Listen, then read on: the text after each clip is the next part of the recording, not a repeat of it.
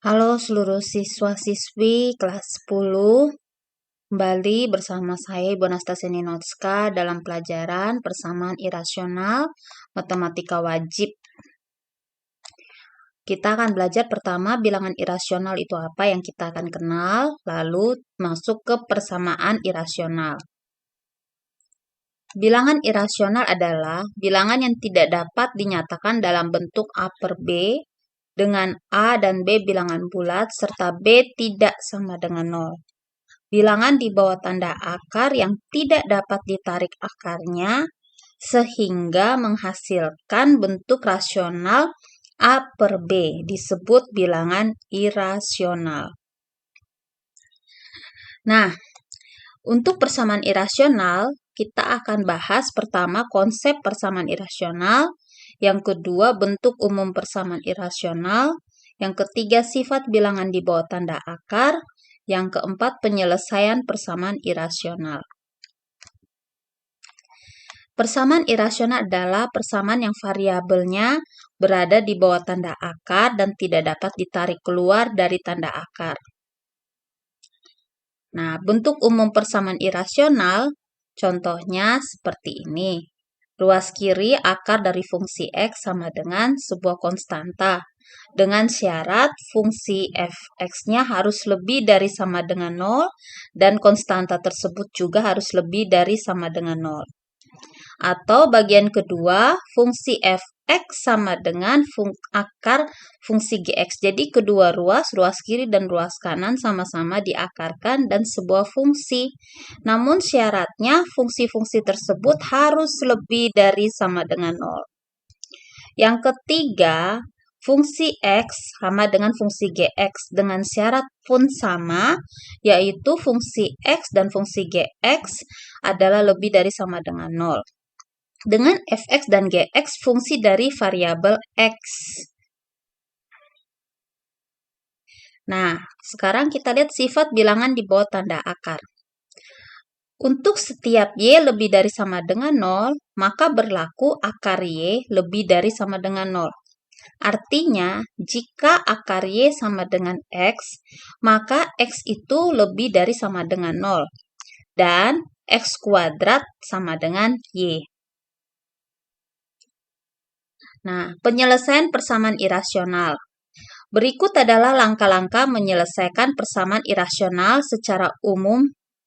Yang pertama, mengubah persamaan irasional ke bentuk persamaan irasional, ruas kiri berubah berupa bentuk akar.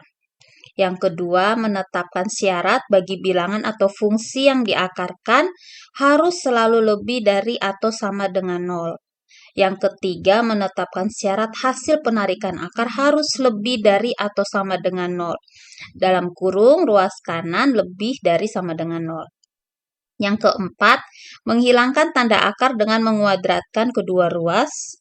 Yang kelima, menentukan penyelesaian akibat kedua ruas dikuadratkan. Yang keenam, menentukan irisan penyelesaian dari langkah B, C, dan E. Yang terakhir, memeriksa penyelesaian diperoleh pada pertidaksamaan semula. Nah, kalau persamaan caranya bisa seperti ini. Ini contoh pertama, jika ruas kiri sebuah akar dan sebelah kanan adalah sebuah konstanta. Syarat bilangan yang diakarkan harus lebih dari atau sama dengan 0. Berarti ingat ya, yang kita tentukan sebagai syarat adalah bilangan yang di dalam akar. Nah, 5x tambah 1 lebih dari sama dengan 0. Nah, kita cari pembuat nolnya. 5x tambah 1 sama dengan 0, 5x sama dengan negatif 1, x sama dengan negatif 1 per 5.